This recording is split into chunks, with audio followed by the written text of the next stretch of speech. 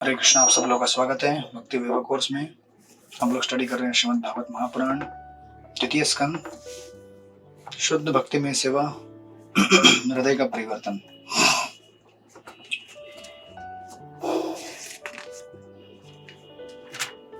तो हम लोग लास्ट टाइम यहाँ में श्लोक नंबर आई थिंक 12 में रुक गए थे, राइट? करेक्ट।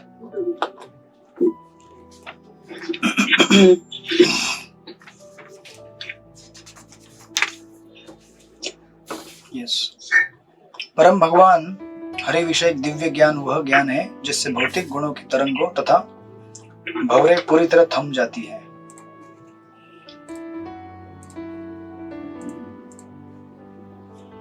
ऐसा ज्ञान भौतिक आसक्ति से रहित होने के कारण आत्मतुष्टि प्रदान करने वाला है और दिव्य होने के कारण महापुरुषों द्वारा मान्य है। तो भला ऐसा कौन होगा जो इससे आकृष्ट नहीं होगा?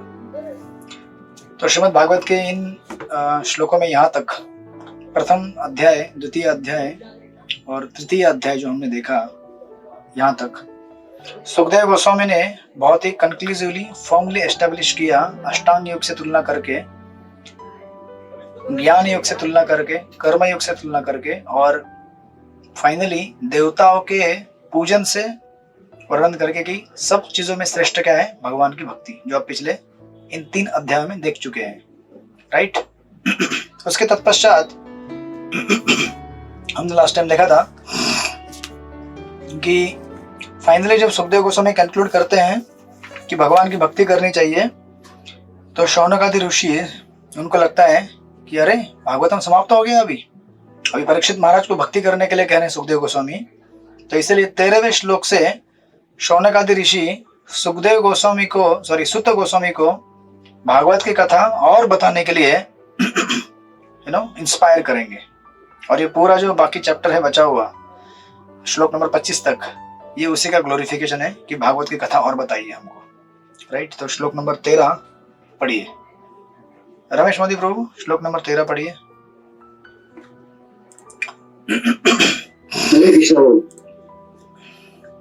शौनक उवाच इत्यभिवाहतं राजा निशम्य भरत सर्व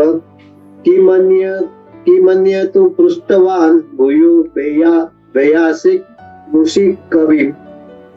शौनक ने कहा, व्यासपुत्र श्री सुखदेव गोस्वामी अत्यंत विद्वान ऋषि थे और बातों को काव्यमय ढंग से प्रस्तुत करने में सक्षम थे।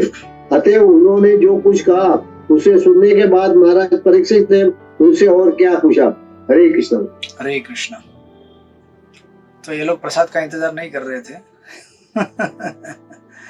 कि कथा खत्म हो गई, अरे अभी प्रसाद किधर है भाई? ये लोग और कथा सुनना चाहते थे। जनरली हमारे कथा का ड्यूरेशन 1 घंटे का रहता है या 2 घंटे का रहता है, भागवतम की कथाएं होती है, और पता रहता है कि अभी ये टाइम में कथाकार को कथा खत्म करनी है और अभी प्रसाद का टाइम हो गया है, अभी डांसिंग कीर्तन होने वाला है और अभी हम अपने अपने घरों को जाएंगे। तो ये नैमिषारण्य के ऋषि वहां पे कथा सुनने के लिए बैठे हैं। ना भूख है, ना प्यास है, ना नींद है, केवल कथा। वही हमारा अन्न है, वही हमारा पानी है, सब कुछ, राइट? तो इसलिए वो थोड़े से चिंता में आ गए कि अरे, बड़े एंजाइटी में कह रहे हैं वो कि आप इस तरह से कथा को विराम मत दीजिए। हमने तो सुना है कि सुखदेव गोस्वामी ने 7 दिन कथा किया और आपने तो खाली 1 ही घंटा हुआ है अभी। पहले दिन का 1 घंटा या 2 घंटा ज्यादा हुआ होगा, उसमें आप ये खत्म कर रहे हैं कथा। ऐसा मत कीजिए, है ना? और वो अभी देखिए क्या होता है कि जब इंस्पायर करना चाहते हैं तो वो जो कथा जिस व्यक्तियों के बीच में हुई है उनका भी गुणगान करना चालू करेंगे। सुखदेव गोस्वामी, परीक्षित महाराज, इसलिए दोनों का गुणगान कर रहे हैं। कह रहे हैं कि अरे हमने सुना है सुखदेव गोस्वामी बड़े विद्वान थे और शास्त्र और कथा को बड़े अच्छे काव्यमय और एक उसे क्या कहते हैं, इस तरह से प्रेजेंट कर रहे थे कि ऑडियंस उठ के ना चली जाए। और इन द सेंस कि ऐसा नहीं कि कथा में कुछ 10-12 जोक होने चाहिए कुछ कहानियां सुनानी चाहिए, ऐसा अर्थ नहीं है उसका। अर्थ यह है कि सुखदेव गोस्वामी बड़े आत्मभाव से इस जन कल्याण के हेतु कथा कर रहे थे, शुद्ध भाव से।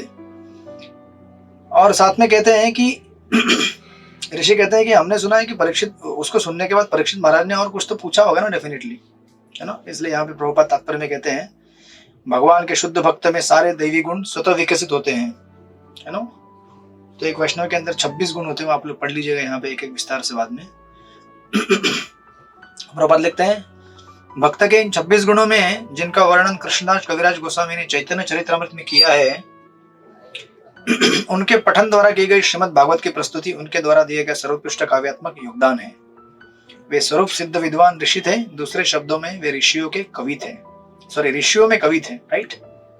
तो अनेक अनेक ऋषि थे, उसमें एक ऐसे ऋषि थे जो काव्यात्मक रूप में, यानी कि चीजों को बड़े इंटरेस्टिंग मैनर में और रोचक तरीके से प्रस्तुत कर सकते थे, राइट।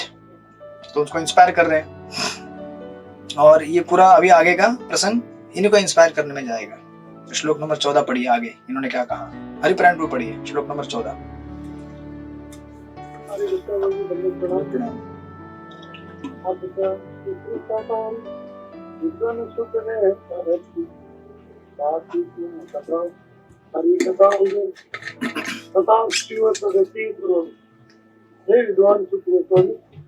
आप हम सबों को ऐसी कथा समझाते रहे तो जो हम सब सुनने को उत्सुक है। इसके अतिरिक्त ऐसी कथाएं जिससे भगवान हरि के विषय में विचार विमर्श हो सके, भक्तों की सभा में अवश्य ही कहीं सुनी जानी चाहिए। यस, हरे कृष्णा। तो अभी यहाँ पे ये ऋषि कहते हैं, कैसा हो सकता है कि श्रीमद् भागवत में ऐसी कई कथाएं हैं, प्रसंग है जो डायरेक्टली आपको कृष्ण कथा ना लगे, बराबर है। जैसे सृष्टि के बारे में जब कथा आती है, सृष्टि लीला भगवान की, सृष्टि कैसे रची गई, structure of the universe in the 5th canto, तो आप बोलेंगे यार इसमें कौन सी डायरेक्ट भगवान की कथा है। या फिर कई जगह पे वर्णाश्रम धर्म की निरूपण किया गया है 7वें स्कंद में युधिष्ठिर महाराज को नारद मुनि द्वारा, कि अलग अलग वर्ण क्या होते हैं, अलग अलग आश्रम क्या होते हैं, राइट। तो आप बोलेंगे यार ये थोड़ी डायरेक्ट भगवान की कथा है।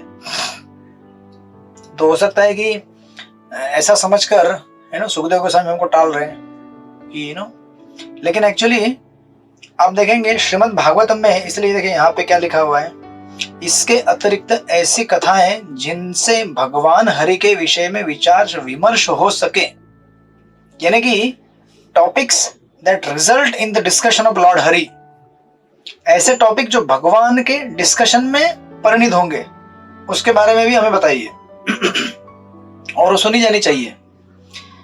क्योंकि क्या होता है कि कई बार है ना, हम जब भागवतम पढ़ते हैं तो भागवत में ऐसे कई अनेक एलोगरिकल स्टोरीज भी हैं, मतलब स्टोरीज समझाने के लिए कुछ उपमा देके स्टोरीज बना के आपको बताई गई हैं सिद्धांत समझाने के लिए। जैसे 4th स्कंद में पुरंजन की स्टोरी है, आपने सुना होगा थोड़ा थोड़ा, पुरंजन आख्यान प्राचीन भविष्य को नारद मुनि ने बताया है।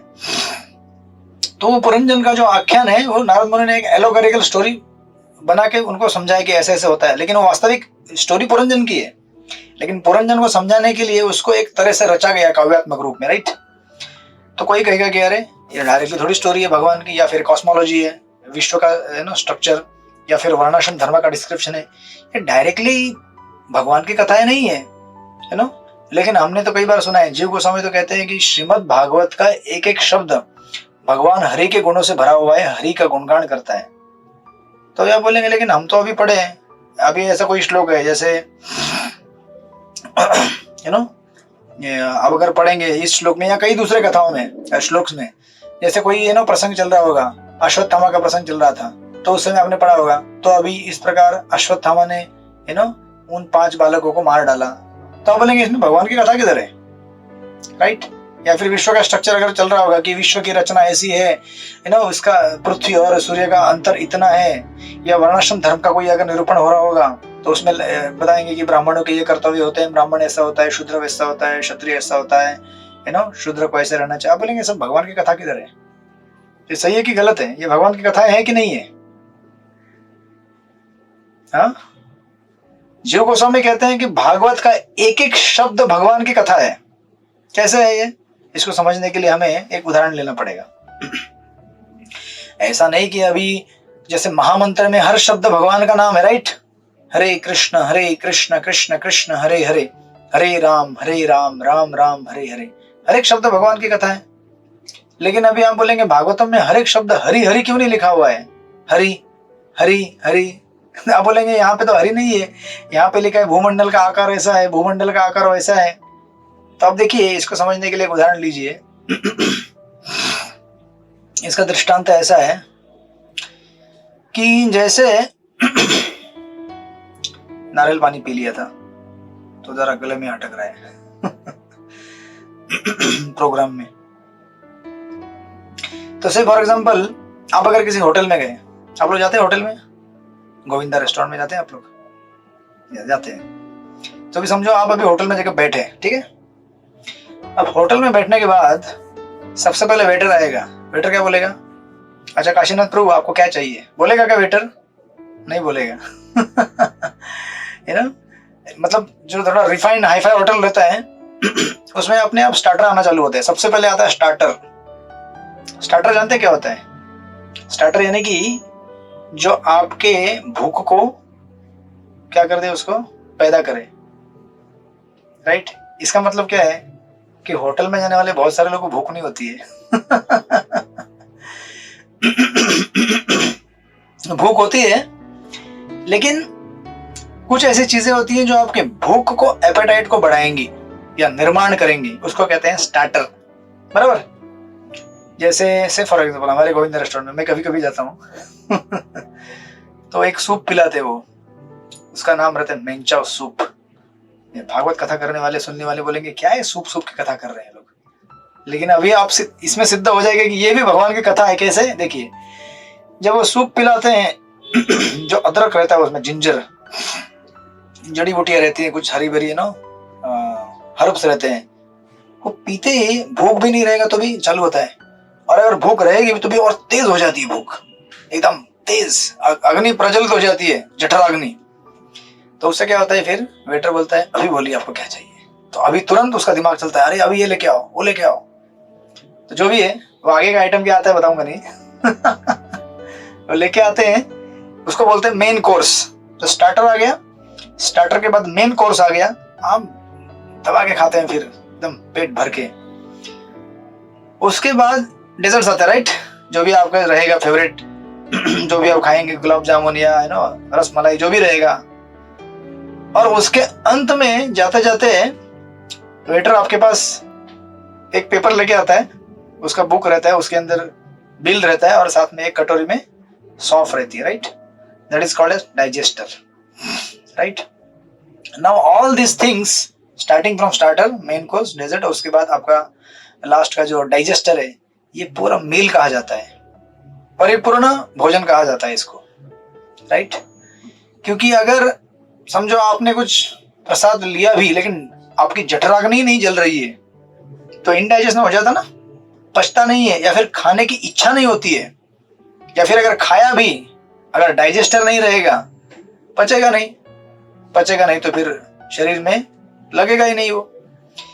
तो जिस तरह से ये सारी चीजें एक परिपूर्ण भोजन का हिस्सा रहती है, उसी प्रकार श्रीमद् भागवतम में ऐसे अनेक टॉपिक दिए गए हैं जो आपके लिए एपेटाइजर का काम करते हैं, जो आपकी एपेटाइट बढ़ाते हैं कि मुझे भागवतम पढ़ना है, मुझे भागवतम पढ़ना है, मुझे भागवतम पढ़ना है।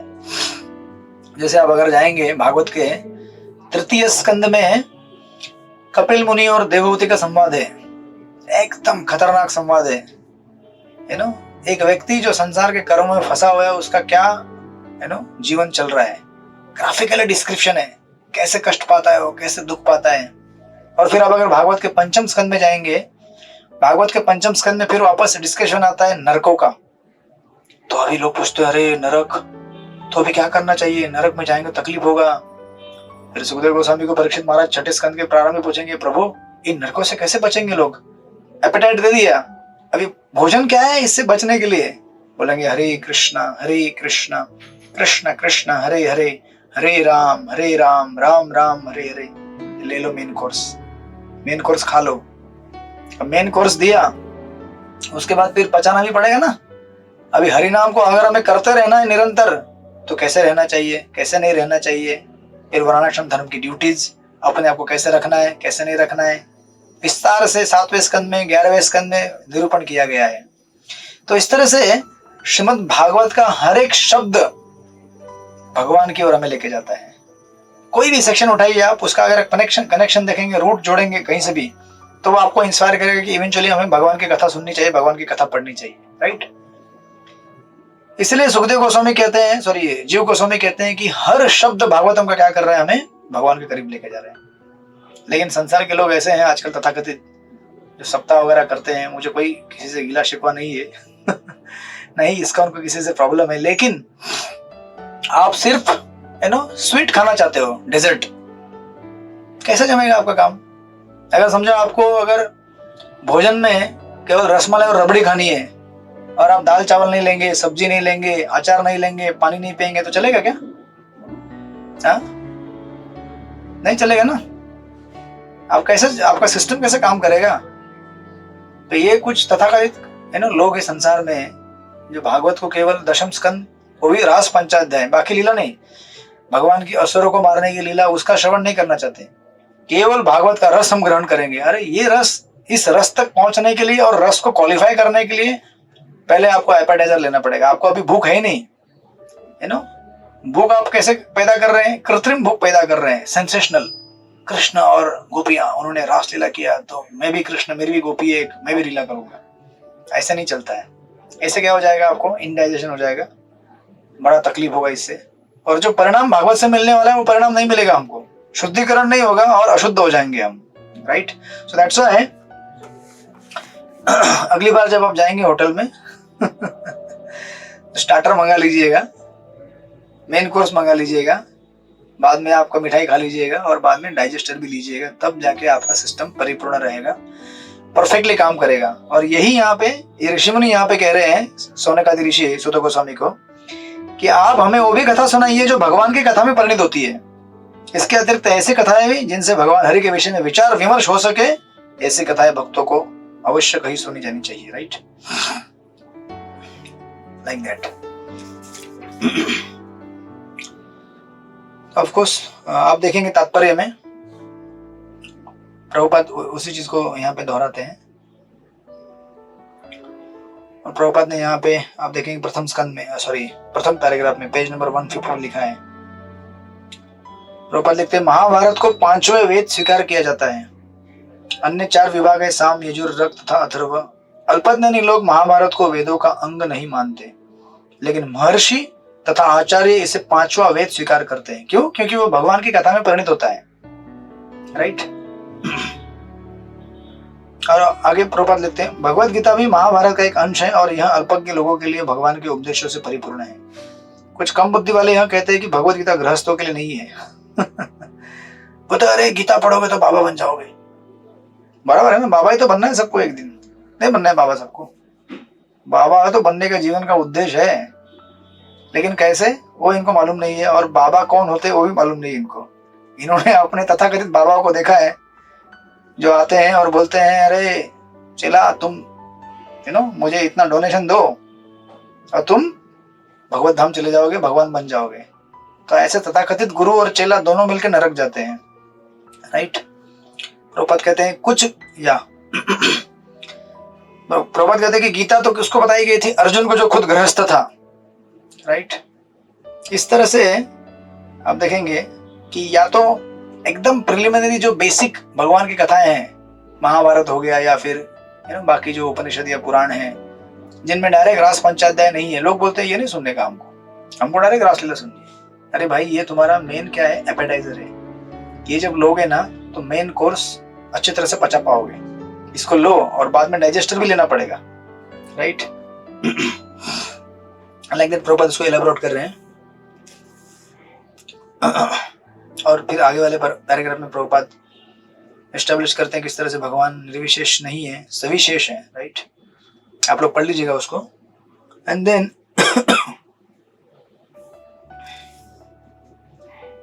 आगे फिर जब इनको इंस्पायर करना है और शौनकादि ऋषियों को, सुत गोस्वामी को कथा करने के लिए, तो अभी परीक्षित महाराज के बारे में कहेंगे। श्लोक नंबर 15 चित्रलेखा सखी माता जी पढ़िए, श्लोक नंबर 15।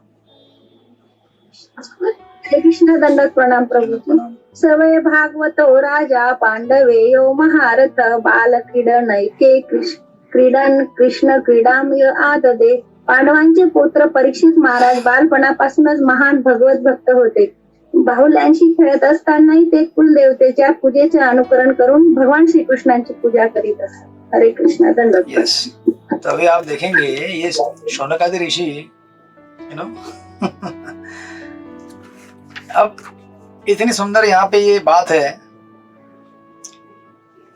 कि परीक्षित महाराज के जीवन में कितनी चीजें होके गई होंगी, राइट। एक बड़े चक्रवर्ती सम्राट थे, उन्होंने कली को भी परास्त कर दिया था, राइट।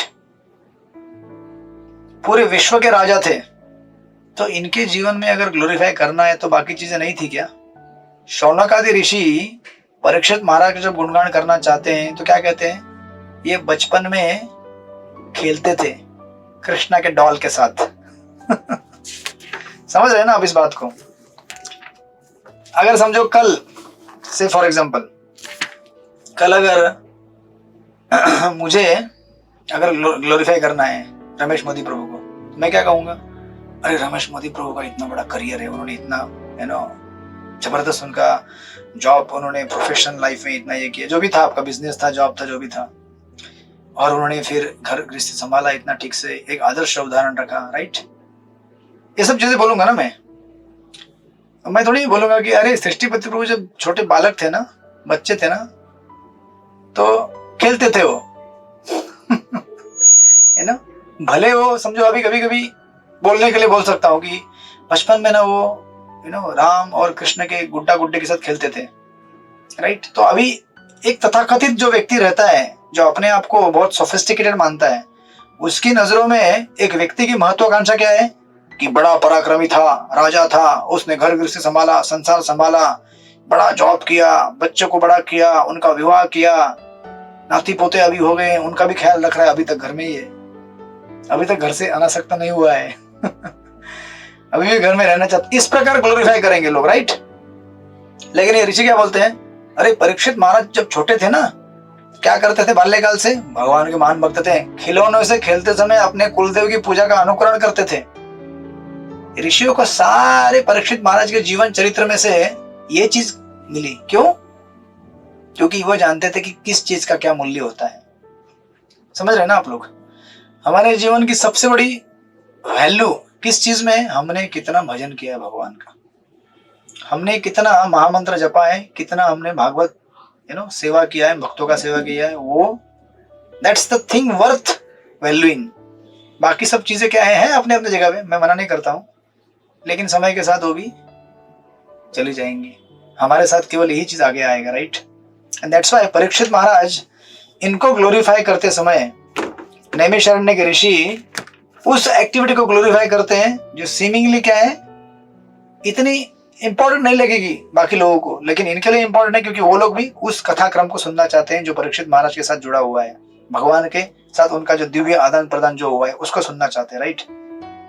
दैट्स व्हाई अभी जो आप देखेंगे प्रभुपाद का परपोर्ट, प्रभुपाद के परपोर्ट में पहले पैराग्राफ में ये लिखते हैं शुरुआत में कि किस तरह से परीक्षित महाराज को भगवान का संग मिला बचपन से, राइट। फिर आगे आप बढ़ेंगे थोड़ा, प्रभुपाद लिखते हैं कि भगवान श्री कृष्ण की कृपा से हमें भी एक वैष्णव कुल में जन्म लेने का सौभाग्य प्राप्त हुआ।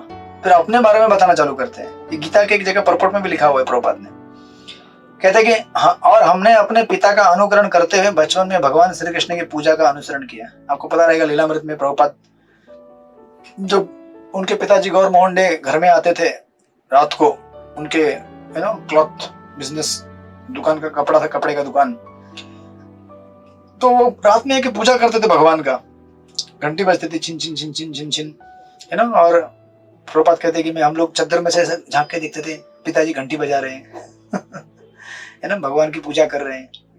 क्या दृश्य है। आजकल बच्चे क्या देखते हैं, पिताजी टीवी देख रहे हैं, रिमोट, पिताजी के हाथ में रिमोट है, तो बच्चा क्या बोलेगा, मुझे भी रिमोट पकड़ना है। उनके प्रभुपाद के पिताजी घंटी पकड़ के भगवान का अगरबत्ती लगा के पूजा आराधना कर रहे थे, तो बच्चा भी वैसे बन गया आगे जाकर। आज अगर पिताजी वो करेंगे तो वही करेगा बच्चा भी, क्या है, कुछ फर्क नहीं है। संस्कार जो है घर में से ही मिलते हैं अपने आप को, और अपने पिता और माता से मिलते हैं, राइट। तो अभी प्रभुपाद इतना अपने आप को हम्बल बनाते हैं, कहते हैं कि हाँ लेकिन ये क्या है, हमारे गुरु की वजह से। फिर आगे कहते हैं प्रभुपाद उन्होंने लिखा है कि हम रथ यात्रा करते थे, यू नो, वैष्णव को प्रसाद बांटते थे, लाइक दैट। इस तरह से आगे आगे जब आप बढ़ेंगे वहां पे फिर प्रभुपाद आगे लिखते हैं, हमारे गुरु भी वैष्णव कुल में उत्पन्न हुए और उन्हें अपने महान वैष्णव पिता ठाकुर भक्ति विनोद से सारा प्रोत्साहन प्राप्त होता रहा। और प्रभुपाद लिखते हैं, सारे भाग्यशाली वैष्णव परिवारों में ऐसा ही होता है। सुप्रसिद्ध मीराबाई गोवर्धनधारी भगवान कृष्ण की महान भक्तिन थी। राइट, अचानक मीराबाई भी याद आ गई प्रभुपाद को एक्सटेसी में, कि उसका भी जीवन ऐसा ही था। एंड देन नाउ अभी देखिए कैसा होता है कि देखिए ये होती है भगवान के महान भक्तों की महानता। प्रभुपाद का मतलब आप देखेंगे यहाँ पे हार्ट और कंपैशन। आगे के पैराग्राफ जो आप पढ़ेंगे आप देखेंगे प्रभुपाद लिखते हैं, ऐसे भक्तों का जीवन बहुधा एक जैसा होता है क्योंकि भगवान के सभी बड़े भक्तों के प्रारंभिक जीवन में समानता रहती है। जीव गोस्वामी के अनुसार महाराज परीक्षित ने भगवान कृष्ण के वृंदावन की बाल लीलाओं के विषय में अवश्य सुना होगा क्योंकि वे अपने किशोर सखाओं के साथ इन लीलाओं का अनुकरण करते थे। राइट, और आगे लिखते हैं, श्रीधर स्वामी के अनुसार महाराज परीक्षित गुरुजनों द्वारा कुल देवता की पूजा का अनुकरण करते थे। श्रील विश्वनाथ चक्रवर्ती ठाकुर भी इस कथन की पुष्टि करते हैं। Right, and then like that वो कहते हैं कि बाल्यकाल से ही भगवान कृष्ण के ये सारे क्या थे, भक्तों में आसक्ति थी। नाउ अभी क्या होता है कि प्रभुपाद देखिए इतने सेंसिटिव हैं, जब प्रीचिंग कर रहे हैं हमको और प्रचार कर रहे हैं, इतना सेंसिटिविटी आप अगर देखेंगे, दैट्स कॉल्ड एज आचार्य। क्या होता है, कभी कभी हम ऐसा सुनते हैं ना, भगवान के भक्त भगवान के बड़े घरों में जन्म लिए, वैष्णव पहले से वैष्णव थे वो, हमको लगता है यार मैं तो यार मेरे घर के लोग तो ऐसे और मैं ऐसा, मेरा तो कोई होप ही नहीं है जीवन में। तो प्रभुपाद मतलब इतना मतलब कंपैशन है और सेंसिटिविटी है। प्रभुपाद कहते हैं कि ऐसे भक्तों को नित्य सिद्ध कहा जाता है। राइट, जो इस तरह से पहले ही वैष्णव परिवार में जन्म लेते हैं वो पहले से सिद्ध हैं। लेकिन फिर आगे कहते हैं, आगे देखिए आप उसमें पढ़ेंगे, यू नो, ऐसे महाभागवत नित्य सिद्ध कहलाते हैं जिसका अर्थ है जन्म से ही मुक्तात्मा होना। अभी आगे प्रभुपाद कहते हैं किंतु ऐसे भी लोग हैं, नहीं तो कहीं क्या है ना कि हम लोग कथा सुन रहे हैं, हमने तो किसी वैष्णव परिवार में जन्म नहीं लिया है। राइट, हम बोलेंगे यार हम कितने अभागे हैं यार, हमारा तो कुछ होप ही नहीं है, यू नो। तो प्रभुपाद कहते हैं किंतु ऐसे भी लोग हैं जो जन्म से ही मुक्त न हो अपितु संगति से भक्ति की प्रवृत्ति विकसित करते हैं, ऐसे लोग साधन सिद्ध कहलाते हैं। प्रभुपाद कहते हैं आप पढ़ रहे हैं ना भागवतम, तो आपको लगेगा अरे प्रभुपाद अपने बारे में कह रहे हैं, अपने गुरु के बारे में कह रहे हैं, मीराबाई के बारे में कह रहे हैं, सब लोग इतने एक्सॉल्टेड एडवांस होले, मेरा क्या होगा। प्रभुपाद कहते हैं अरे रिलैक्स रिलैक्स, एक होते हैं नित्य सिद्ध, कोई बात नहीं, आप नित्य सिद्ध नहीं हो ना, आप साधना सिद्ध बन सकते हो, आप भी हमारे साथ आ सकते हो। और फिर प्रभुपाद इतना हमको लेके जाते हैं आगे, कहते हैं ऐसे लोग साधना सिद्ध कहलाते हैं, अंतंगत्वा इन दोनों में कोई अंतर नहीं रहता। अतएव निष्कर्ष यह निकलता है कि शुद्ध भक्तों की संगति से कोई भी साधन भक्ति भगवत भक्त बन सकता है। एंड देन इसका ज्वलंत उदाहरण प्रभुपाद कहते हैं हमारे महान गुरु श्री नारद मुनि हैं। नारद मुनि कौन थे? पूर्व जन्म में प्रथम स्कंद में आपने पढ़ा है, दासी के पुत्र थे। एक दासी के पुत्र से इतने बड़े भगवान के भक्त बन गए कि विश्व में आज कोने कोने में जो बड़े बड़े भक्त हैं उन्हीं के चेले हैं सब। चाहे आप ध्रुव महाराज को ले या प्रहलाद महाराज को ले या फिर नव योगेंद्र ले, प्राचीनी परिषद को ले या फिर पांडवों को ले, सारा विश्व उनके भक्तों से भरा पड़ा है, सारे उनके काउंसली पूरे विश्व में विचरण करने वाले। काउंसलिंग मीटिंग जब उनका होता हुआ तो कितने भक्त जमा होते हैं, बाप रे, यहाँ पे प्रहलाद महाराज, यहाँ पे ध्रुव महाराज, यहाँ पे पांडव बैठे हैं। ऐसा काउंसलिंग मीटिंग होना चाहिए। और उसमें मुरारी भी रहता होगा, है ना, वो भी उनका भक्त था ना। मुरारी बोलता होगा हरे कृष्ण प्रभु मैं भी आ गया हूँ। तो डिस्क्रिमिनेशन किसी के लिए नहीं है, चाहे कोई साधना सिद्ध हो या नित्य सिद्ध हो, दोनों क्या है, भक्त बन जाते हैं आखिर में। तो प्रभुपाद आशीर्वाद देते हैं कि रिलैक्स, डोंट वरी, आप परीक्षित महाराज जैसे नहीं है, मेरे जैसे नहीं है, कोई बात नहीं, लेकिन आप हमारे साथ आ सकते हो अगर आप सिंपली इस प्रोसेस को, प्रक्रिया को फॉलो करो। Hare Krishna Krishna Krishna Hare Hare, Hare Ram Ram Ram Hare Hare. Right, so like that. And then इतना बताने के बाद अभी ग्लोरीफाई किसको किया? परीक्षित महाराज को किया। अभी सुखदेव गोस्वामी को ग्लोरीफाई करेंगे। श्लोक नंबर 16 पढ़िए, बरसाना की शुरू माता जी। हरे कृष्ण दंड वयसकिश्च भगवान वासुदेव परायण गुरुगाय गुणोदारा सताम सुविहि समागमे. व्यासपुत्र शुकदेव गोस्वामी दिव्य ज्ञानाने संपन्न आणि वसुदेव पुत्र भगवान श्रीकृष्णांचे महान भक्त होते. म्हणून निश्चितच त्या ठिकाणी महान तत्वज्ञ ज्यांचे गुणगान करतात आणि महान भक्तांच्या मेळाव्यात ज्यांचे स्तुतिगान केले जाते त्या भगवान श्रीकृष्णांविषयी कथन झालेच असले पाहिजे. हरे कृष्ण दंडवत. यस, हरे कृष्ण. तो अभी यहाँ पे उसके बाद सुखदेव गोस्वामी का उन्होंने वर्णन किया है. बड़े महान भक्त थे वो, राइट. और ऐसे महान जो भक्त थे, दोनों भक्त थे, राइट.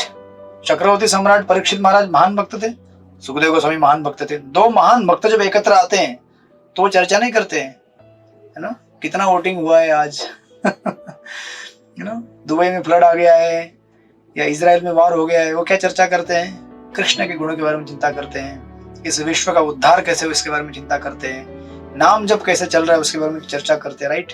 सो लाइक दैट शौनकादि ऋषि कह रहे हैं कि सुखदेव गोस्वामी और परीक्षित महाराज, इनके बीच में तो जरूर भगवान कृष्ण के बारे में चर्चा हुआ होगा. एंड प्रभुपाद आपको तात्पर्य में सताम इस शब्द को इलेबोरेट कर रहे हैं. सताम यानी कि भक्तों का, राइट, शुद्ध भक्तों का संग और उनकी जो जीवनी है उसका वर्णन यहाँ पे किया गया. आप लोग तात्पर्य में पढ़ सकते हैं बाद में, राइट. कि भक्तों के बीच में क्या हो सकता है? भगवान की कथा हो सकती है. तो प्रभु उसको इलेबोरेट कर रहे हैं लाइक दैट. एंड देन अभी इतना सब बोलने के बाद शौनकादि ऋषि, है ना, अभी एक क्वेश्चन, अभी देखिए शौनकादि ऋषि कुछ प्रश्न पूछेंगे, खुद उत्तर देंगे, है ना. ये भी एक भागवत की अपनी एक शैली है, खुद प्रश्न खड़ा करने का, खुद उत्तर देने का. तो अभी क्या होगा, दोनों को ग्लोरीफाई कर दिया. सुखदेव गोस्वामी को ग्लोरीफाई किया, परीक्षित महाराज को ग्लोरीफाई किया और दोनों को कहा कि ये इतने महान भक्त थे. सुत गोस्वामी प्लीज अब हमें कथा कीजिए. नाउ अभी इसको और क्या बोलते हैं उसको, और इंटेंस बनाने के लिए शौनकादि ऋषि एक जबरदस्त श्लोक बोलते हैं जो आपने कई बार सुना होगा भागवत के कथाओं में, भागवत के श्लोकों में. पढ़िए श्लोक, अनुकंपा शक्ति माता जी पढ़िए श्लोक नंबर 17. आयुर्हरति वे पुंसां उद्यन्स्तं च यन्नसो यस्यर्थे यत्क्षणमुनीत उत्तम श्लोक वार्तया. उदय तथा अस्त होने से सूर्य सबों की आयु क्यों क्षीण करता है, किंतु जो सर्वोत्तम भगवान की कथाओं की चर्चा चलाने में अपने समय का सदुपयोग करता है उसकी आयु क्षीण नहीं होती. हरे कृष्ण. तो शौनकादि ऋषि तो एक बहुत बड़ा जबरदस्त श्लोक बोलते हैं कि देखो, जो भगवान की कथा नहीं कर रहे हैं उनका समय क्या हो रहा है, एक एक क्षण खत्म हो रहा है, राइट. तो अभी हम बोलेंगे लेकिन प्रभु हमारा भी समय खत्म हो रहा है ना. मृत्यु सबके लिए है ना, भक्तों के लिए भी, अभक्तों के लिए भी. अभी हम अगर कथा नहीं सुनते तो हमारा भी एक दिन, हमको भी मृत्यु का सामना करना पड़ेगा ना, राइट. तो कोई ऐसा बोल सकता है कि अरे हम भी शरीर छोड़ने वाले, तो ऐसा क्यों बोल रहे हैं कि डिवोटीज जो रहते हैं उनका जीवन काल समाप्त नहीं हो रहा है ना. इस श्लोक से आपको ऐसा लगेगा, किंतु जो सर्वोत्तम भगवान की कथाओं की चर्चा में चलाने में अपना समय का सदुपयोग कर रहे हैं उसकी आयु क्षीण नहीं होती. लेकिन आप देखेंगे हमारी भी आयु बढ़ रही है, बराबर. समय के साथ हम बूढ़े बन रहे हैं, एज बढ़ते जा रहा है. पहले हमारा कैपेसिटी था एक एक घंटा 2-2 घंटा तेजी से चल सकते थे, दौड़ सकते थे. अभी 15 मिनट चल दिए तो फिर हाँ हो होना चालू हो जाता है. गाड़ी लेके आओ भाई, गाड़ी में बैठने दो हमको, गोवर्धन परिक्रमा चल के नहीं कर सकते हम लोग, रिक्शा में बैठने दो. थोड़ा गर्मी हुआ तुरंत, ऐसा नाजुक फूल है बेचारा कलयुग का जीव. टेम्परेचर थोड़ा 30 के ऊपर चला गया, जल गया मैं, खत्म हो गया, अभी मुझसे कुछ भी काम नहीं होगा घर का, जपा तो भूल ही जाओ, जब तक एसी नहीं आएगा यहाँ पे मैं कुछ नहीं कर सकता. तो इतने नाजुक जीव, हम बोलेंगे यार डिवोटी है लेकिन उसका भी टाइम जा रहा है, क्षीण हो रहा है, उसको भी जन्म मृत्यु जरा व्याधि आ रहा है. अभी इसको समझाने के लिए प्रभुपाद इतना सुंदर दृष्टांत देते हैं तात्पर्य में, एक उदाहरण दिया है प्रभुपाद ने. उसको समझने के लिए पहले हम और एक उदाहरण लेते हैं. जैसे फॉर एग्जाम्पल समझो 2 लोग हैं, उन दोनों का 10-10 हजार सैलरी है उदाहरण के तौर पर. समझो पर्सन ए और पर्सन बी दोनों को 10,000 सैलरी है। समझो ए व्यक्ति जो है इसने क्या किया, 10,000 रुपया जब पगार मिला तो पूरा पगार मिलते ही एंजॉय किया, खत्म करके फिनिश हो गया सारा पैसा। और जो बी था उसने क्या किया, 10,000 में से 3,000 में अपना खर्चा चलाया, 7,000 रुपया बैंक में डाल दिया, एफडी में डाल दिया। तो अभी आप बताइए दोनों में अंतर क्या है। कल अगर आप उससे मिलेंगे, दोनों व्यक्तियों से बोलेंगे प्रभु थोड़ा डोनेशन दोगे क्या, तो बोलेगा जेब में हाथ डालता हूं, अरे पैसा नहीं मेरे जेब में। ए बोलेगा मेरा पैसा खत्म हो गया, बी बोलेगा मेरे भी जेब में पैसा नहीं है। लेकिन बी का पैसा है, कहां पे है बैंक में जमा है, राइट। और जब उसे जरूरत पड़ेगी बैंक में से विड्रॉ कर सकता है वो। आपको समझ में आएगा नहीं, समय है उदाहरण। तो अभी इसका दृष्टांत आप लीजिए इसमें किसमें, प्रभुपाद के उदाहरण के साथ। प्रभुपाद तात्पर्य में उदाहरण देते हैं, अभी भी आपको आधा समझ में नहीं आया है, उदाहरण के साथ समझ में आएगा अभी। तो प्रभुपाद के तात्पर्य में हम जाएंगे दूसरे पैराग्राफ में जाइए। दूसरे पैराग्राफ में प्रभुपाद लिखते हैं, जैसा कि श्रील विश्वनाथ चक्रवर्ती ठाकुर के उदाहरण दिया है। अभी डोनेशन किसको देना चाहिए, कहते हैं दान जैसे पुण्य कर्म की भौतिक रीति की संस्कृति स्मृति शास्त्रों द्वारा की गई है। देखिए अभी याद रख लीजिए सारे डोनर लोग, सुपात्र को दान में दिया गया धन अगले जीवन के लिए सुनिश्चित बैंक बचत जैसा है। कैसे है, अभी क्या होता है ना, आज लोग दान देते हैं, अरे पैसा कितना दे रहा है, लाख लाख रुपया दे रहा है, उनको बड़ा अक्ल होता है, वो जानते हैं इसका इंपॉर्टेंस क्या है। तो प्रभुपाद कहते हैं यदि यह धन अब्राह्मण यानी कि ब्राह्मण गुणों से विहीन को दान दिया जाता है तो वह उसी अनुपात में अगले जन्म में वापस मिलता है। मतलब 10 रुपया जाता है, 10 रुपया मिलेगा रिटर्न में। यदि यह धन अर्ध शिक्षित ब्राह्मण को दिया जाए तो यह दुगना होकर लौटता है। यदि यह धन पूर्णतः योग्य ब्राह्मण को दिया जाए तो वह सैकड़ों हजारों गुना होकर वापस मिलता है। यदि वेद पारग जिसे सचमुच वेदों की पथ की अनुभूति हो चुकी है को दिया जाता है तो वह असंख्य गुना में होकर मिलता है। अभी क्या समझ में है आपको इस उदाहरण से? अभी इस उदाहरण को देखिए और हमारे पहले उदाहरण को देखिए। दान देने वाला व्यक्ति he is not loser, he is gainer. उसका पैसा जाता नहीं है, खत्म नहीं होता है और मिलता है उसको। समझे कि नहीं समझे उदाहरण आप लोग? डोनेशन देते हैं ना आप लोग जो भी देते हैं, ये नहीं बोल रहा हूं कि लाख रुपए देना चाहिए। चित्रलेखा सखी माता जी आपको समझा कि नहीं समझा? माता जी फ्रीज हो गई है, बुक पढ़ रही है। ओके, तो हम जब दान देते हैं, हाँ क्या हुआ? काशीनाथ प्रभु कहाँ चले गए? यही है, उनकी दुकान है राइट। तो नाउ सी, इसका अर्थ क्या है यहाँ पे जब ये बोल रहे हैं प्रभुपाद की इतना दान देने से इतना मिलता है, आप बोलेंगे क्या लेगा तात्पर्य में, तो हमको डोनेशन मांग रहे हैं क्या हमको डोनेशन मांगने के लिए इंस्पायर कर रहे हैं क्या? अरे डोनेशन दो भाई, इतना दोगे तो इतना मिलेगा रिटर्न में। सी, इन सब चीजों के कहने का अर्थ ये है, आज अगर कोई डिवोटी 4 घंटा बैठ के जपा करता है, समझो 4 घंटे में कितना माला होती है? 20, 25, 30 माला हो जाएगी आपकी। अगर 4 घंटा बैठ के उसने माला किया, 30 माला कर लिया, हम बोलेंगे यार 16 माला कर लो ना, क्यों इतना समय बर्बाद कर रहे हो? 16 माला हो गया ना, उसके बाद तुम आजाद हो प्रभु, लाइसेंस मिला इस्कॉन में। 16 माला के बाद घूम सकते हो, टीवी देख सकते हो, मजा कर सकते हो, क्या जरूरत है तपस्या करने का, राइट जबकि प्रभुपाद ने कहा है कि मिनिमम 16। प्रभुपाद को एक बार एक्चुअली एक भक्त ने पूछा, प्रभुपाद हमको जपा का क्वालिटी कैसे टेस्ट करना चाहिए? तो प्रभुपाद बोले 16 माला मतलब नो क्वालिटी। बोले 16 माला मतलब नो क्वालिटी, क्यों? क्योंकि 16 माले वाले का मन क्या रहता है, मतलब कोई भी 16 माला वाला बिल्कुल ऑफेंड नहीं होने का, मैं भी 16 ही हूँ कभी कभी थोड़ा एक्स्ट्रा कर लेता हूँ।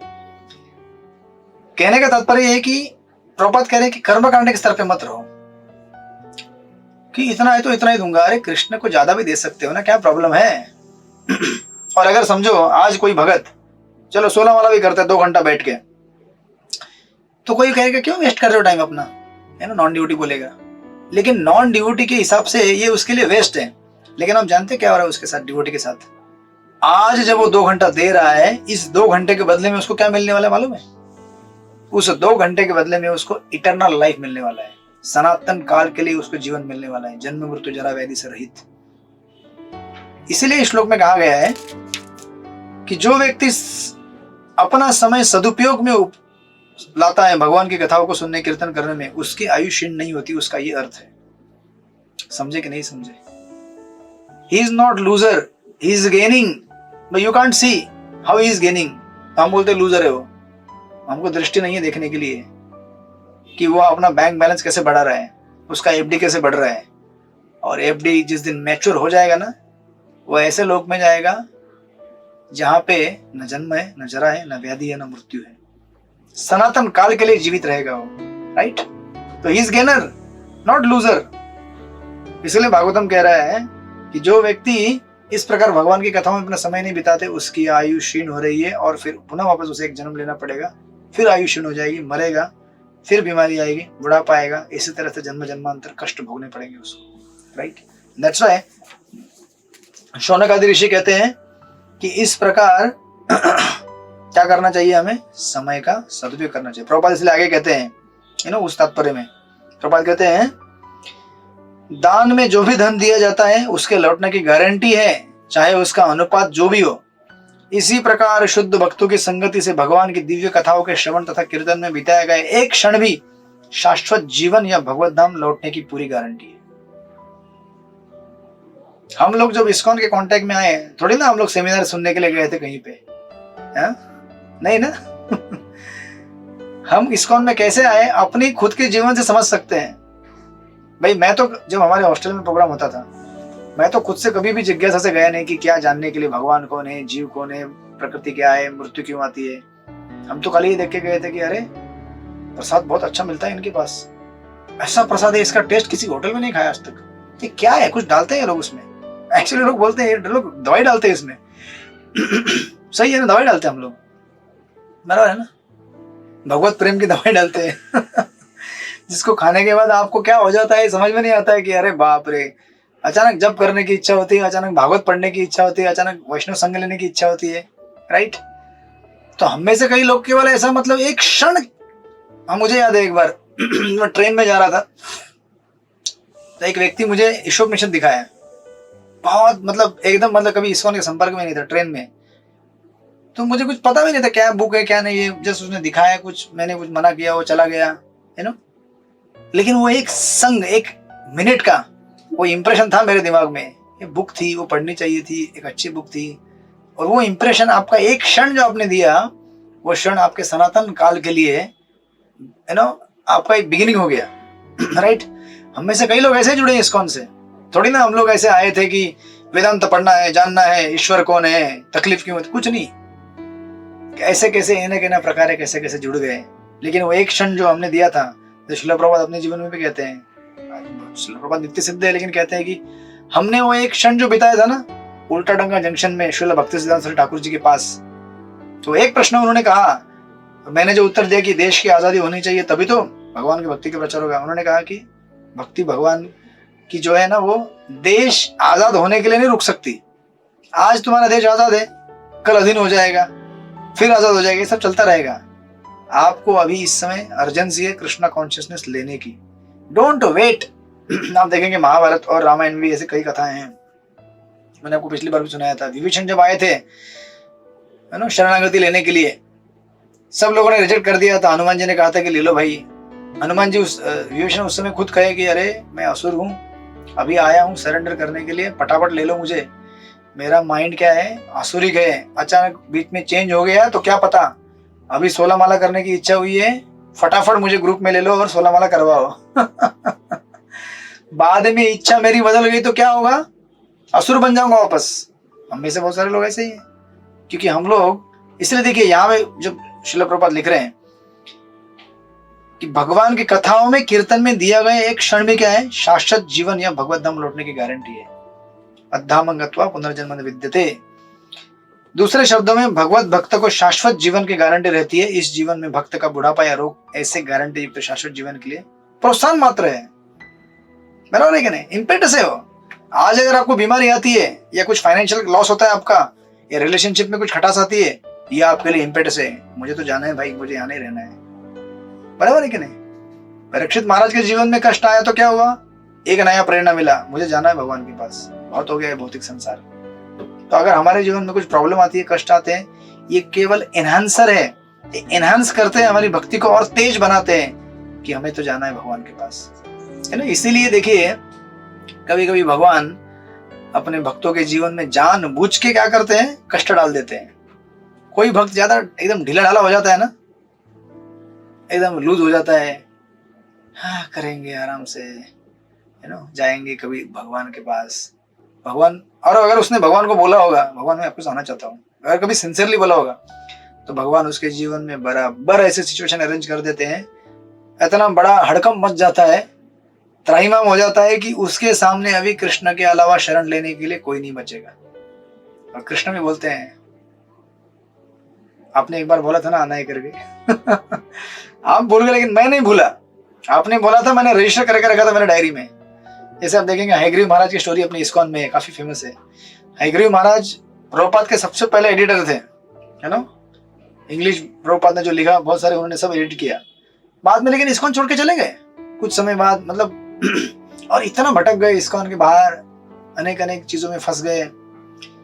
लेकिन फिर उनको बीच में क्या हो गया, कैंसर आ गया, जबरदस्त भयानक कैंसर आ गया जो कैंसर हुआ उनको वापस भक्तों से मुलाकात हुई।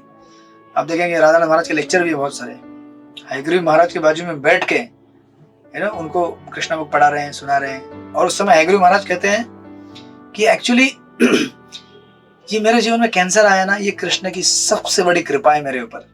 कि कृष्ण देख रहे थे कि मैं सरेंडर नहीं कर रहा हूं उनको, है ना, मैं टाल रहा हूं उनको, तो भगवान ने ऐसा, है ना, रच दिया ये खेल कि अभी मेरे जीवन में उनके अलावा कुछ भी नहीं है, and Krishna is calling me back.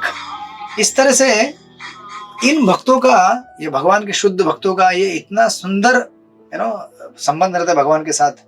इसलिए याद कीजिए, आपने कभी एक बार भी भगवान को बोला होगा ना, भगवान मुझे शुद्ध भक्ति करनी है बस, तो आप अगर सीरियस नहीं हुए तो भगवान आपको सीरियस कर देंगे ये न कहने प्रकार है। मतलब ये गारंटी है, अगर कभी हम खुद भी भूल जाएंगे तो भगवान नहीं भूलेंगे, और भगवान ऐसी व्यवस्थाएं करेंगे कि हम उनके चरणों में शरण हो ही जाएंगे। There is no option left. उस समय बिल्डर नहीं होने का, अरे क्या हो गया, इतना बड़ा कष्ट हो रहा है, इतना प्रॉब्लम हो रहा है, ये हो रहा है, हो रहा है। इसलिए उस समय भागवतम का आश्रय होना चाहिए, भक्तों का आश्रय होना चाहिए। भक्त समझाते हैं, बताते हैं कि क्यों ऐसा हो रहा है, कैसे हो रहा है। प्रभुपाद के खुद जीवन में देखिए ना, प्रभुपाद जब इतना एडवांस एज में थे, लखनऊ में उन्होंने फैक्ट्री खोला था, बिजनेस कोलैप्स हो गया, घर के लोग गाली देने लगे, उनके इन-लॉज उनको बोलने लगे तुम क्या बहुत भगवान भगवान कर रहे हो आजकल, घर का कौन काम देखेगा, घर के लोगों को कौन, यू नो, पैसा पानी देगा। प्रभुपाद कहे मैं उनको देता हूं ना, लेकिन ये लोग भक्ति नहीं करना चाहते, मैं क्यों दूं उनको। फिर खटास होने लगी, भक्ति संसार ठाकुरों के सपने में आने लगे महाराज, बोले संन्यास ले लो, संन्यास ले लो।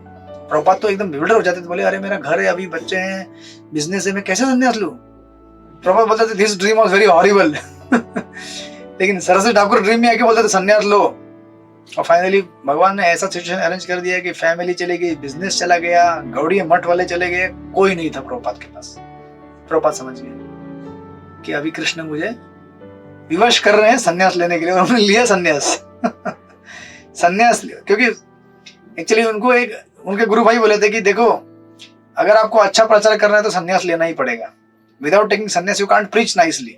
जो संन्यास लिया then everything started rolling up. तो फिर अमेरिका जाने का प्रसंग आया, अमेरिका गए, प्रचार हुआ, आज हम लोग यहाँ बैठ के उनकी कथाएं सुन रहे, राइट। सो लाइक दैट, इस तरह से, है ना, डिवोटी जो भी समय बिताता है भगवान की कथाओं में, कीर्तन में, सेवा में, दैट्स एन इटर्नल एसेट और इन्वेस्टमेंट। एक ऐसा इन्वेस्टमेंट जो आपको इटर्नल लाइफ का गारंटी दे रहा है। इसलिए ऐसा नहीं है कि हमारा, यू नो, आज अगर आपके जीवन में, मेरे जीवन में कुछ कष्ट आते हैं या बुढ़ापा आ रहा है, ये केवल इम्पेटस है, एक प्रेरणा देने के लिए, और कुछ नहीं। चिंता मत कीजिए, भगवान बुला रहे हैं हमको उनके पास, राइट। एंड देन इतना सब बताने के बाद ना आगे 18वें श्लोक में अभी देखिए क्या हो सकता है। अभी ये प्रश्न आ सकता है, शौनकादि ऋषि इस तरह से बोल रहे हैं ना, कोई बोलेगा, है ना, कोई प्रश्न कर सकता है कि आप ऐसा बोल रहे हैं इस तरह से कि जीवन का लक्ष्य भगवान की कथा सुनना होना चाहिए, लेकिन आप दुनिया में कितने लोग हैं? दुनिया की लोक संख्या कितनी है? अरबों अरबों में, राइट, बिलियंस में। कोई बोलेगा कि अरे यार इतने पूरे मुंबई में कितने डिवोटी रहेंगे हरे कृष्ण वाले? कुछ हजार। मुंबई की संख्या कितनी है? करोड़ों करोड़ों में है। बोलेंगे इतने करोड़ों लोगों में, अच्छा पूरा दुनिया में गिन लेंगे तो कितने भक्त रहेंगे इस्कॉन वाले? कितने रहेंगे? कुछ लाख, 1 लाख इनिशिएटेड है क्या? नहीं ना। कुछ हजार इनिशिएटेड रहेंगे, उसमें भी कितने लोग अभी एक्टिव हैं, कितने नहीं है, वो भी देखना पड़ेगा।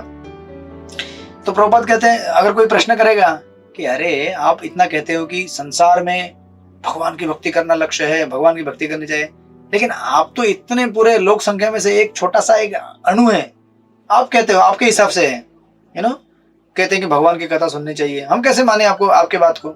थोड़ी पूरे लोग कह रहे हैं। पूरे लोग तो क्या कह रहे हैं? उनके हिसाब से जीवन का लक्ष्य क्या है?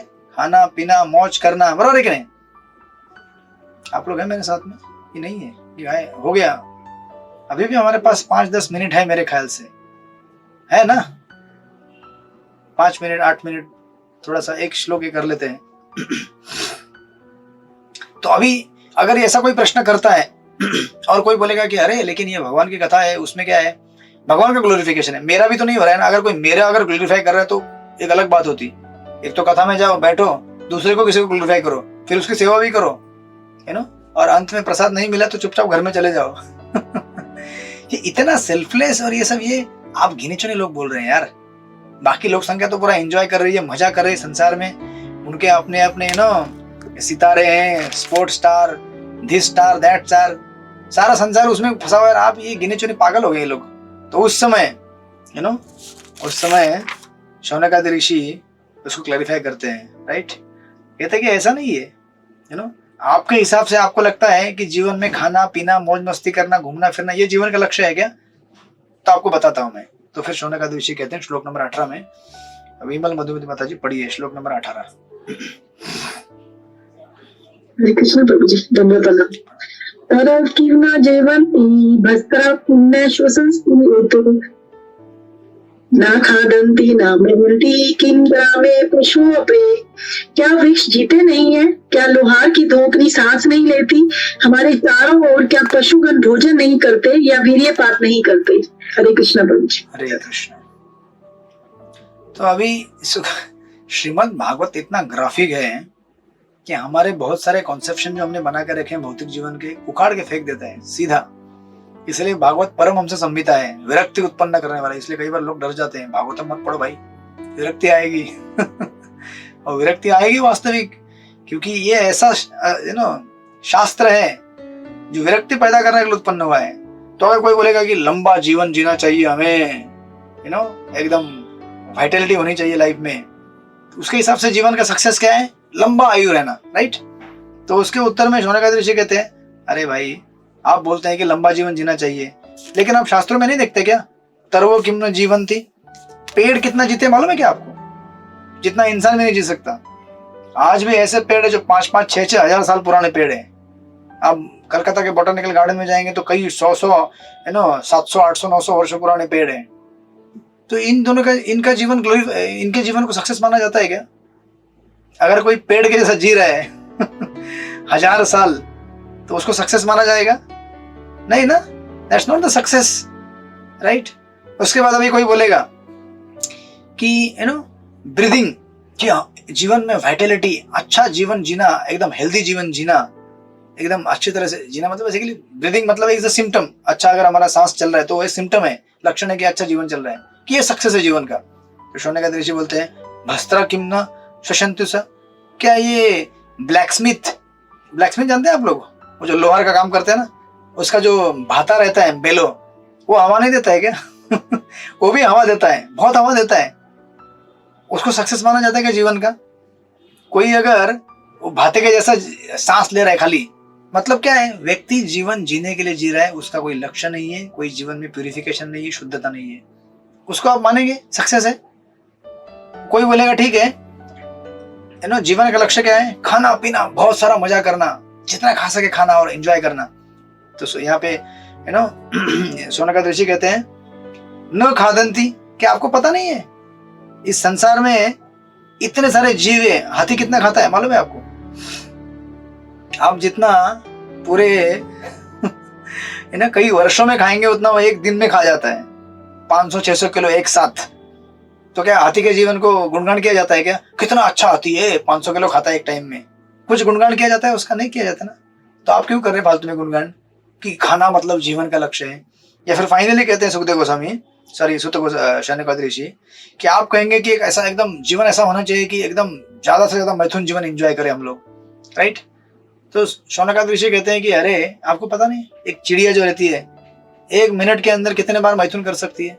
तो चिड़िया को क्या हम ऐसे सर पर उठा के बोलते कितनी अच्छी है, कितना अच्छा जीवन है, उसके जीवन को ग्लोरीफाई किया जाता है क्या? नहीं किया जाता है। तो इसी तरह से शौनकादि ऋषि कहते हैं फाइनली न खादंती न मेहनती किम ग्रामे पशुओं परे, क्या इन पशुओं को ग्लोरीफाई किया जाता है क्या? ये इतने महान है, इतना अच्छा। देखिए मतलब हमसे अच्छा एंजॉय तो ये पशु लोग करते हैं। सबसे ज्यादा अगर कोई खाता है तो पशु खाता है, हाथी या कोई भी दूसरा हाथी है जीव है। या अगर ज्यादा जीवन जीते हैं, ये सारे वृक्ष हैं या अच्छी तरह से सांस लेने वाले लोग, तो आप जो लोहार का भाता है वो सांस लेता है तो इन लोगों का लाइफ को ग्लोरीफाई नहीं किया जाता है। और आपके हिसाब से आप कह रहे हैं कि जीवन का लक्ष्य क्या है? ये सब चीजें खाना पीना मौज मस्ती करना, है ना। और प्रभुपाद तात्पर्य में कहते हैं, आप देखेंगे यहाँ पे प्रभुपाद पहले पैराग्राफ में कहते हैं आधुनिक युग का भौतिकवादी व्यक्ति तर्क करेगा कि जीवन या इसका कोई भी अंश अध्यात्म विद्या धर्मशास्त्र विषय जिज्ञासा के लिए नहीं होता है। वो तो खाने पीने के लिए होता है, संभोग करने के लिए होता है, मौज मस्ती करने के लिए होता है, राइट।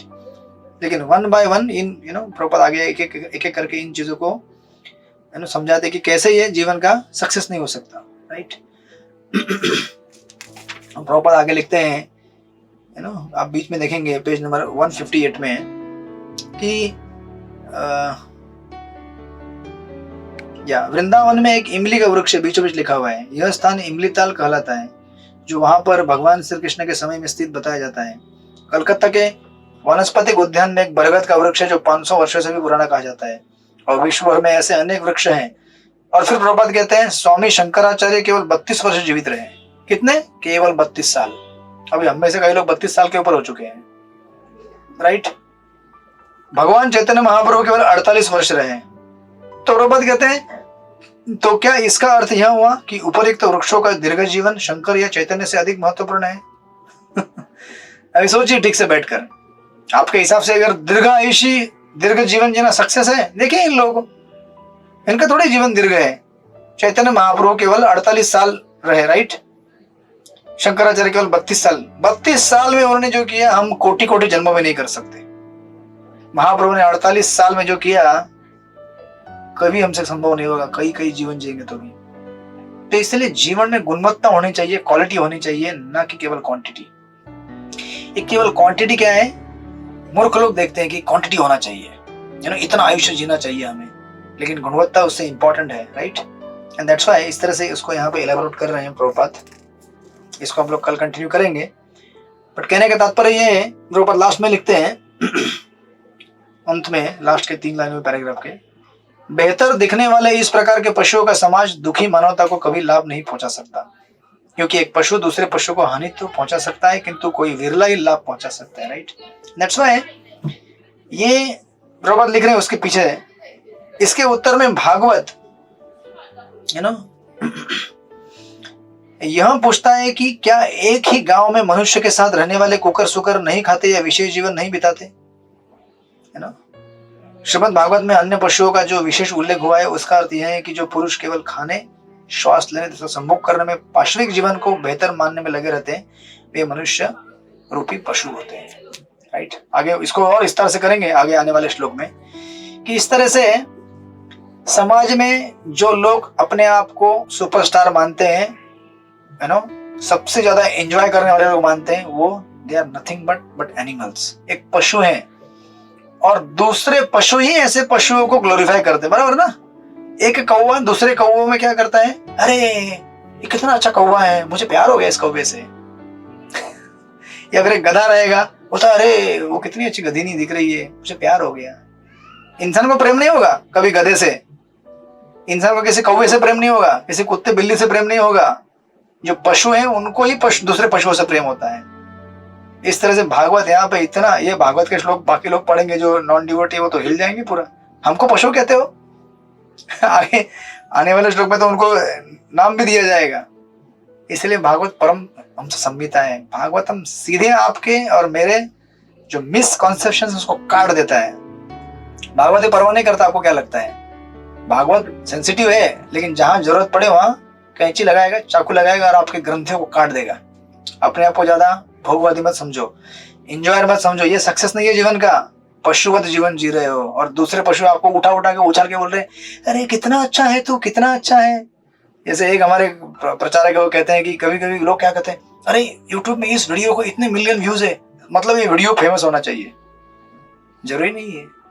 एक गधा अगर कुछ बोले, उसको 10,000 गधे अगर लाइक करे, तो उसकी वैल्यू केवल गधों के लिए है, इंसान के लिए नहीं है।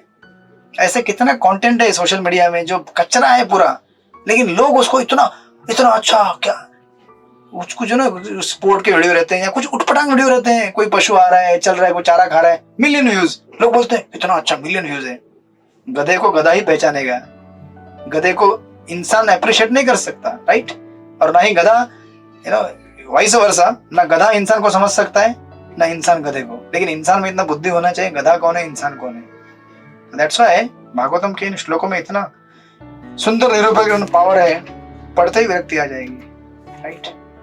इसलिए इसको कहते हैं एपेटाइजर। फिर भगवान का नाम लेने की इच्छा होगी, इसलिए ये क्या कर रहे हैं, भगवान के नाम तक पहुंचा रहे हैं हमको। दैट्स व्हाई जीव गोस्वामी कहते हैं कि हर शब्द क्या है, भगवान का भागवतम में गुणगान किया गया है। हरे कृष्ण कृष्ण कृष्ण हरे हरे, हरे राम राम राम हरे हरे। ठीक है, फिर हम लोग कल शाम को मिलते हैं, फिर इसको आगे बढ़ाएंगे। श्रील प्रभुपाद की जय, श्रीमद् भागवत महापुराण की जय। वांछा कल्पतरुभ्यश्च कृपा सिन्धुभ्यः च पतितानां पावनेभ्यो वैष्णवेभ्यो की जय। हरे कृष्ण। हरे कृष्ण। प्रणाम। हरे कृष्ण।